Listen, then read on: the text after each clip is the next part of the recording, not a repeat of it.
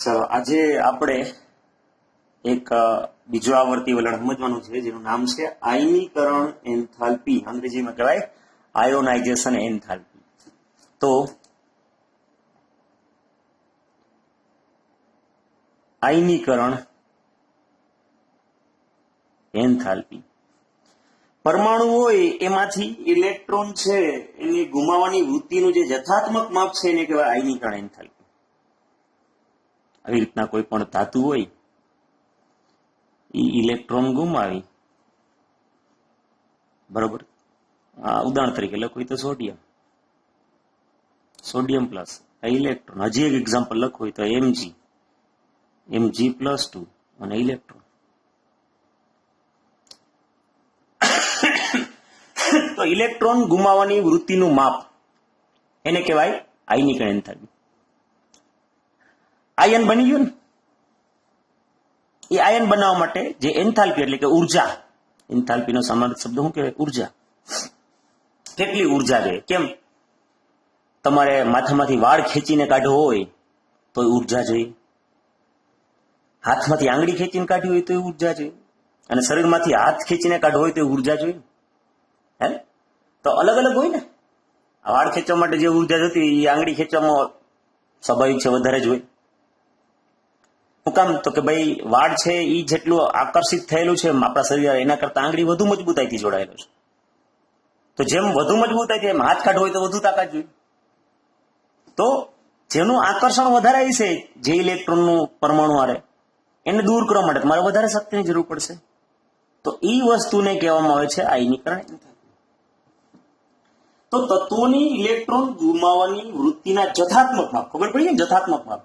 કે વાળ ખેંચવા માટે જથ્થો, ઉર્જાનો જથ્થો એટલે કે એન્થાલ્પી અલગ જોતી હોય, આંગળી ખેંચવા માટે અલગ, હાથ માટે. તો ધરાવસ્થામાં રહેલ મુક્ત વાયુ તટસ્થ પરમાણુ, આ ચોપડી વાળા એક્સ લખ્યું છે. ધરાવસ્થામાં વાયુમય, જો વાયુમય તટસ્થ એટલે એની પર કોઈ વીજભાર નથી, તટસ્થ પરમાણુ માંથી તમારે એક ઇલેક્ટ્રોન દૂર કરવો હોય અને એક ઇલેક્ટ્રોન દૂર થાય એટલે પ્લસ આવી જાય, આ ઇલેક્ટ્રોન. અહીંયા જે તમારે ઉર્જા જોઈએ, બરોબર, જે ઉર્જાની જરૂર પડે એને કહેવાય આયનીકરણ એન્થાલ્પી. અને આ જે એન્થાલ્પી છે ને પ્રથમ આયનીકરણ એન્થાલ્પી કહેવામાં આવે છે. શું કામ પ્રથમ આયનીકરણ એન્થાલ્પી? આ જે ઉર્જા હોય એને સંજ્ઞા માટે આ ડેલ્ટા IH, અને હજી તમારે હરખું લખવું હોય પ્રથમ આયનીકરણ એન્થાલ્પી તો ડેલ્ટા IH1. સમજાણું? તો આની વ્યાખ્યા થઈ ગઈ કે ધરાવસ્થામાં રહેલા, કઈ અવસ્થામાં? ધરાવસ્થામાં રહેલા મુક્ત છે, બીજું કોઈ જોડાયેલ મુક્ત વાયુમય તટસ્થ પરમાણુ છે, મુક્ત છે અને વાયુમય છે, બાજુમાં જી લખ્યું, માંથી આ એક ઇલેક્ટ્રોન દૂર કરવા માટે જે ઉર્જાની જરૂર પડે એને કહેવામાં આવે છે આયનીકરણ એન્થાલ્પી. અને આપણે અહીંયા પહેલો ઇલેક્ટ્રોન દૂર કર્યો એટલે પ્રથમ આયનીકરણ એન્થાલ્પી કહેવાય. પછી બીજો ઇલેક્ટ્રોન દૂર કરો તો એને દ્વિતીય આયનીકરણ એન્થાલ્પી કહેવાય. સમજાણું? તો તત્વ X માટે પ્રથમ આયનીકરણ જે તમને ખબર છે એન્થાલ્પી, એ નીચેના સમીકરણ આપણે તમને બતાવ્યું છે. રેડી? તો આવી રીતના આ આપણને વાયુરૂપ ધનાયન પ્રાપ્ત થયું, જેને કહેવામાં આવે છે ડેલ્ટા IH1, પ્રથમ આયનીકરણ એન્થાલ્પી. આ ઉર્જા છે એનો એકમ છે કિલો જૂલ પ્રતિ મોલમાં હોય, બરાબર. હવે તત્વોમાંથી બીજો સૌથી નિર્બળ રીતે જોડાયેલા ઇલેક્ટ્રોનને દૂર કરવા માટે જરૂરી ઉર્જા હોય એને દ્વિતીય આયનીકરણ એન્થાલ્પી કહેવાય. એટલે કે આ X છે, આ X પ્લસ, એને વળી પાછી ઉર્જા આપો, વળી પાછું શું થઈ જાય? X+2 અને ઇલેક્ટ્રોન. તો આ જે એન્થાલ્પી છે એને કહેવામાં આવે છે દ્વિતીય આયનીકરણ એન્થાલ્પી. એના માટે સંજ્ઞા છે ડેલ્ટા IH2, દ્વિતીય આયનીકરણ એન્થાલ્પી. તો આ દ્વિતીય આયનીકરણ એન્થાલ્પીનું મૂલ્ય છે એ હંમેશા પ્રથમ આયનીકરણની એન્થાલ્પી કરતા હંમેશા વધુ જ હોય. કારણ કે પેલો ઇલેક્ટ્રોન તમે દૂર કર્યો હોય તટસ્થ પરમાણુમાંથી કર્યો હોય, અને બીજો ઇલેક્ટ્રોન કર્યો હોય કેમાંથી કર્યો હોય તો કે ધનાયન. તો ધનાયન છે, ધનાયન હોય એના ઇલેક્ટ્રોન છે એ કેન્દ્ર, કારણ કે અસરકારક કેન્દ્રીય વીજભાર પાવરફુલ હોય એટલે વધુ આકર્ષાયેલો, એટલે આ ઇલેક્ટ્રોન દૂર કરવા માટે તમારે વધારે શક્તિની જરૂર પડે. એટલે હંમેશા પ્રથમ આયનીકરણ એન્થાલ્પી કરતા દ્વિતીય આયનીકરણ એન્થાલ્પી મૂલ્ય કેવું? વધારે જ હોય. સમજાણું? તો પરમાણુમાંથી ઇલેક્ટ્રોન દૂર કરવા માટે હંમેશા ઉર્જાની જરૂર પડે છે. એટલે આમ આયનીકરણ એન્થાલ્પીનું મૂલ્ય હંમેશા ધન જ હોય. આયનીકરણ એન્થાલ્પીનું મૂલ્ય હંમેશા કેવું હશે? ધન. તત્વની દ્વિતીય આયનીકરણ એન્થાલ્પીનું મૂલ્ય પ્રથમ આયનીકરણ એન્થાલ્પી કરતા વધુ હોય. કારણ કે તટસ્થ પરમાણુ કરતા ધન વિસ્ફારિત આયનમાંથી ઇલેક્ટ્રોન દૂર કરવો વધુ મુશ્કેલ છે. અને દ્વિતીય આયનીકરણ કરતા તૃતીય આયનીકરણ એટલે કે આવી રીતના X+2 છે એને હજી તમે ઉર્જા આપી દો અને આ X+3 કરો તો આ જે તૃતીય આયનીકરણ એન્થાલ્પીનું મૂલ્ય છે હજી વધી ગયા. શું કામ? તો કે અસરકારક કેન્દ્રીય વીજભાર વધી ગયો એટલે ઇલેક્ટ્રોનનું આકર્ષણ વધી ગયું. રેડી? ક્લિયર? આ વ્યાખ્યા. હવે આપણને આકૃતિ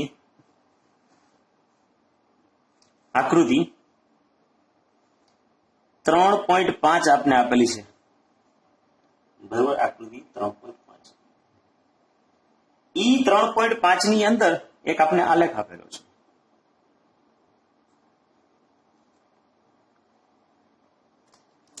કે જેમાં અહીંયા એક્સ અક્ષ ઉપર પરમાણુ ક્રમાંક છે અને અહીંયા છે એની પ્રથમ આયનીકરણ એન્થાલ્પીના વેલ્યુ આપેલી છે જે કિલોજુલ પ્રતિ મોલ છે.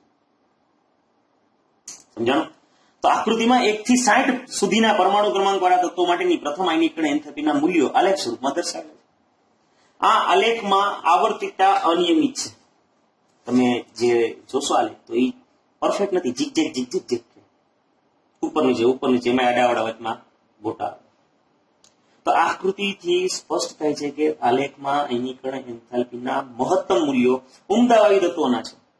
આખો આલેખ જોઈએ આપણે, પરફેક્ટ તો નથી દોરતો, હું રફલી દોરું.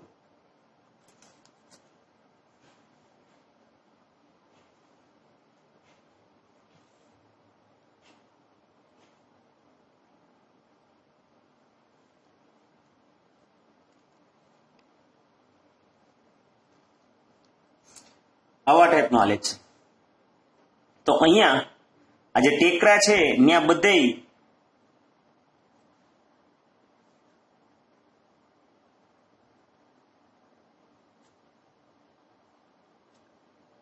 ઉમદા વાયુ છે. ઉમદા વાયુમાંથી ઇલેક્ટ્રોન કાઢવો અઘરો. શું કામ? તો કે એની બાહ્યતમ કક્ષા સંપૂર્ણ ભરાયેલી હોય. તો આ આકૃતિ 3.5 ની અંદર તમે જોઈ શકો છો કે સૌથી વધુ ઊંચી આયનીકરણ એન્થાલ્પીના મૂલ્ય કોના છે? ઉમદા વાયુના છે. તો આયનીકરણ એન્થાલ્પીના મહત્તમ મૂલ્ય ઉમદા વાયુ તત્વોના છે. શું કામ? તો કે જે ઇલેક્ટ્રોનથી બાહ્યતમ કક્ષા સંપૂર્ણ ભરાયેલી હોય. એટલે હવે સ્થાયી ઇલેક્ટ્રોન ના હોય એટલે આપણે એમાંથી ઇલેક્ટ્રોન કાઢવા માટે તમારી શક્તિ કેવી જોઈએ? તો વધારે. અને સૌથી નીચે આયનીકરણ એન્થાલ્પીના મૂલ્ય તમે જોઈ શકશો. અહીંયા લિથિયમ આવે છે, અહીંયા સોડિયમ આવે છે, પોટેશિયમ આવે છે, બરોબર, આ રૂબિડિયમ આવે છે, સીઝિયમ આવે છે. તો બીજી બાજુ આલેખમાં આયનીકરણ એન્થાલ્પીના ન્યૂનતમ આલેખ સૌથી ઓછા મૂલ્યો આલ્કલી ધાતુના છે. કઈ ધાતુ કહેવાય એને? આલ્કલી. આ છે ઈ ઉમદા વાયુ અને આ છે ઈ બધાય આલ્કલી. શું કામ આલ્કલી? ઉમદા વાયુની ઇલેક્ટ્રોન શું હતી? NS2NP6 એટલે સંપૂર્ણ અષ્ટકક્ષા પ્રાપ્ત થઈ ગઈ. ત્યારે આલ્કલી ધાતુની ઇલેક્ટ્રોન છે NS1. હવે આલ્કલી ધાતુને અષ્ટકક્ષા પ્રાપ્ત કરવા માટે 7 ઇલેક્ટ્રોન ઘટે. તો 7 તો કોઈ દેવાન નથી, તો 1 ઇલેક્ટ્રોન ગુમાવવાની વૃત્તિ જોઈ. હવે જેની વૃત્તિ ઇલેક્ટ્રોન ગુમાવવાની હોય, બરોબર, એટલે એ આસાનીથી આપી દેવાના છે.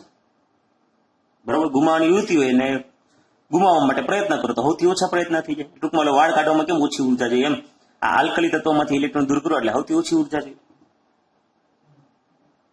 સમજાઈ ગયું? રેડી? તો આલેખમાં આયનીકરણ એન્થાલ્પીના ન્યૂનતમ મૂલ્ય આલ્કલી ધાતુના છે. આ ધાતુના આયનીકરણ એન્થાલ્પીના મૂલ્યો નીચા હોય છે, તેથી તેઓ વધુ પ્રતિક્રિયાત્મકતા ધરાવે છે, સક્રિયતા વધુ એ આપણે આગળ કરી ગયા છે. આ ઉપરાંત તમે 2 પ્રકારના વલણો જોઈ શકો, જેમ કે આવર્તમાં ડાબીથી જમણી, હજી આપણે ચર્ચા કરવાની રહે કે આવર્તમાં ડાબીથી જમણી બાજુ જઈએ આવર્તમાં તો આયનીકરણ એન્થાલ્પીના મૂલ્યમાં કેવો ફેરફાર થાય છે.